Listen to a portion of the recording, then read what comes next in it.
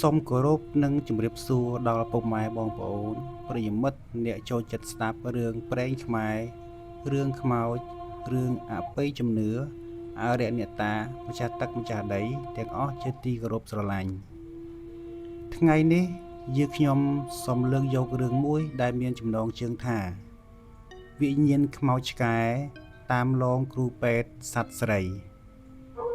តាមរយៈរឿងនេះដែរគឺជារឿងពិតរបស់ពេទ្យសត្វស្រីម្នាក់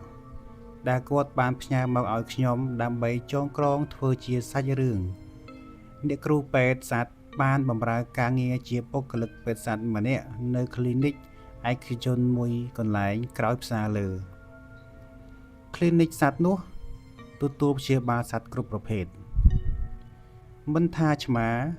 មិនថាឆ្កែគឺលើកលែងតែពស់វែកតែប៉ុណ្ណោះដែល clinic សត្វនោះមិនទទួលព្យាបាលនៅថ្ងៃមួយមានសត្វឆ្កែចំណាស់មួយក្បាលឈឺធ្ងន់ធ្ងររយៈពេល7ថ្ងៃពេលនោះម្ចាស់ឆ្កែក៏បានយកឆ្កែនោះមកព្យាបាលនៅ clinic សត្វនោះហើយលោកគ្រូពេទ្យនិងអ្នកគ្រូពេទ្យបានធ្វើតេស្តរោគមេរោគនិងធ្វើរោគវិនិច្ឆ័យទៅលើសត្វឆ្កែចំណាស់មួយក្បាលនោះឃើញថាឆ្កែមួយក្បាលនោះបានកើតជំងឺធ្ងន់ធ្ងរដែលមិនអាចព្យាបាលបាននោះគឺជំងឺរលាកស្រោមខួរក្រោយពេលឃើញជំងឺនោះអ្នកគ្រូពេទ្យសត្វក៏បានប្រាប់ទៅម្ចាស់សត្វឆ្កែថាសត្វរបស់បងមិនអាចព្យាបាលបានទេប៉ុន្តែខាង clinic យើងខ្ញុំនឹងព្យាយាមជួយសង្គ្រោះសត្វរបស់បងឲ្យអស់ពីលទ្ធភាពដែលអាចធ្វើទៅបានឮដូច្នោះហើយម្ចាស់ឆ្កែក៏បានស្រែកទ្រហោយំព្រោះគាត់អាណិតឆ្កែពេកដោយសារតែមានអនុស្សាវរីយ៍ជាច្រើនជាមួយនឹងសត្វឆ្កែចំណាស់នោះម្ចាស់ឆ្កែក៏បានយល់ព្រមឲ្យ clinic នោះដាក់សេរ៉ូមចាក់ថ្នាំព្យាបាលដោយផ្ញើឲ្យអ្នកគ្រូពេទ្យមើលថែជំនួសគាត់ផងក្រោយពេលដាក់សេរ៉ូមឆ្កែរួចនឹងបានយកទៅដាក់ក្នុងបន្ទប់ថែទាំសត្វឈឺហើយក៏បានឲ្យម្ចាស់សត្វកក់លុយខ្លះពីព្រោះ clinic សត្វតម្រូវឲ្យម្ចាស់សត្វកក់លុយខ្លះនៅពេលដែលមានសត្វឈឺស្នាក់នៅក្នុង clinic ក្រោយពេលកក់លុយរួចម្ចាស់សត្វក៏សុំទៅមើលសត្វមុនពេលដែលគាត់ត្រឡប់ទៅផ្ទះវិញហើយក៏បានផ្ញើអ្នកគ្រូពេទ្យឲ្យជួយមើលថែឆ្កែរបស់គាត់ឲ្យបានល្អផងហើយគាត់ក៏លាត្រឡប់ទៅផ្ទះវិញ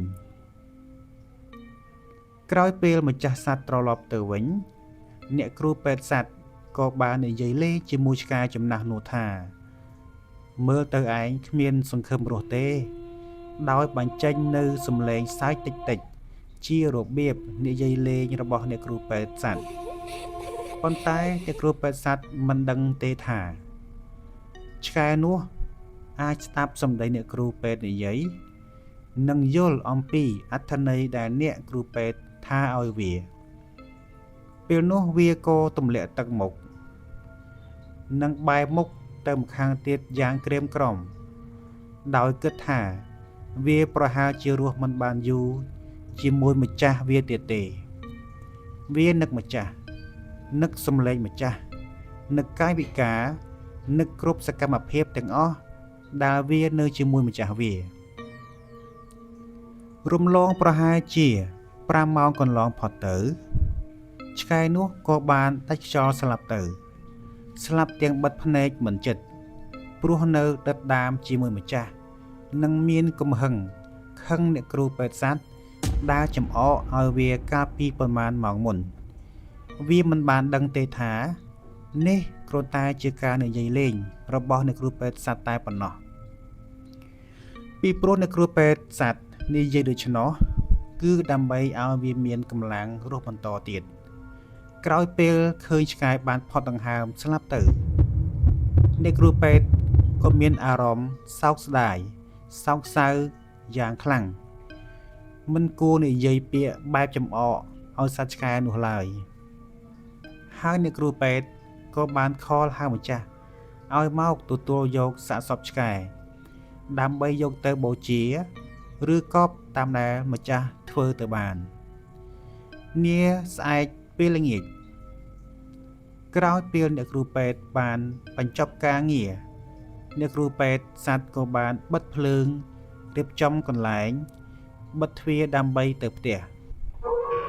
ហើយក៏ឮសំឡេងឆ្កែធ្ងរបែបឈឺចាប់ដោយសារជំងឺ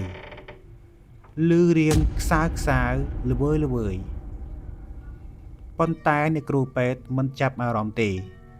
គាត់គិតថាប្រហែលជាសំឡេងឆ្កែអ្នកជិតខាងបន្លឺសំឡេងហើយ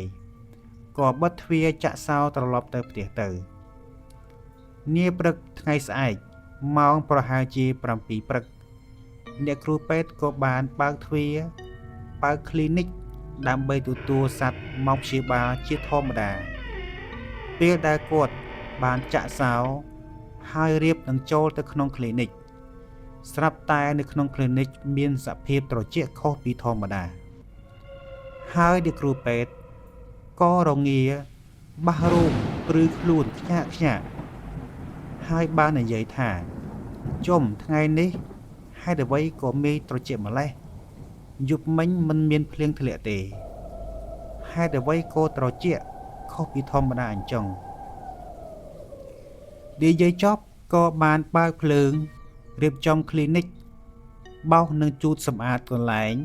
ដើម្បីទទួលសត្វមកព្យាបាលដោយសពមួយដងពេលជូតសម្អាត clinic រួចអ្នកគ្រូពេទ្យក៏បានចូលទៅក្នុងបន្ទប់ផ្លាស់សម្លៀកបំពាក់ហើយក៏ឮសំឡេងឆ្កែលូល្វើយនិងសំឡេងធ្ងរឈឺចាប់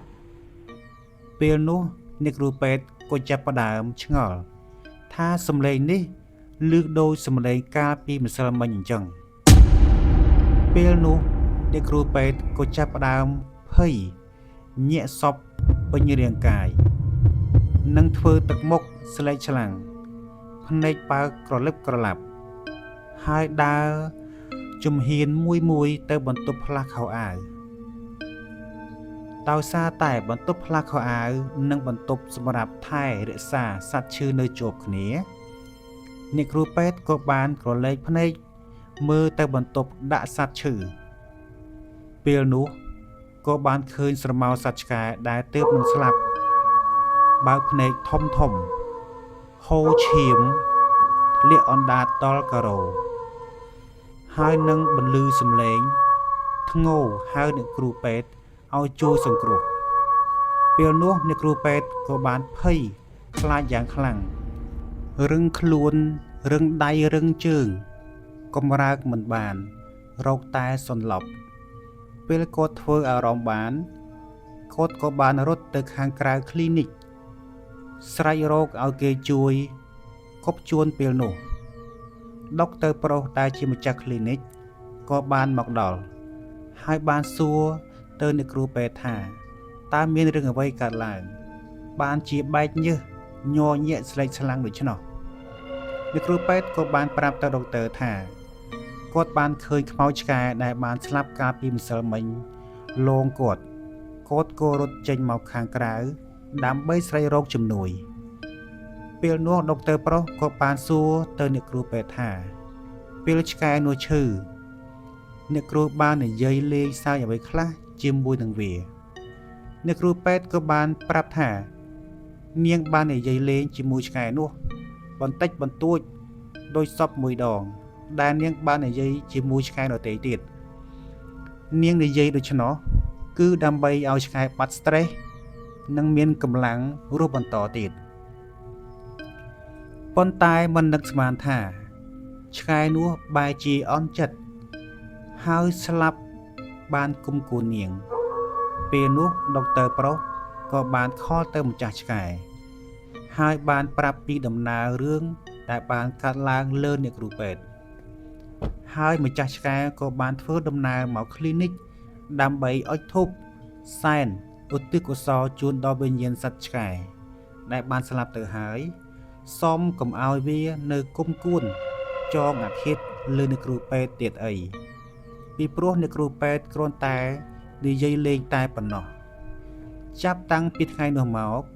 អ្នកគ្រូពេទ្យក៏លែងបានឃើញ ពីញៀនខ្មៅឆ្កែនោះទៀតនឹងឈប់និយាយលេងសើចចំអកឲ្យសត្វដទៃទៀតដែលមកស្នាក់នៅគ្លីនិកដើម្បីព្យាបាលជំងឺនោះហើយអ្នកគ្រូពេទ្យតែងតែទិញផ្លែឈើសែនឧទ្ទិសជូនទៅដល់ខ្មៅឆ្កែនោះនិងនិយាយសំទោសរាល់ពាក្យពេចន៍ដែលបាននិយាយលេងសាយកន្លងមកទៅកាន់ឆ្កែនោះនិងសន្យាឈប់និយាយលេងសើចទៅកាន់សត្វដទៃផ្សេងទៀតផងដែរបាទរឿងវិញ្ញាណខ្មៅឆ្កែលោកអ្នកគ្រូពេទ្យស្រីក៏ឈានដល់មៀកបញ្ចប់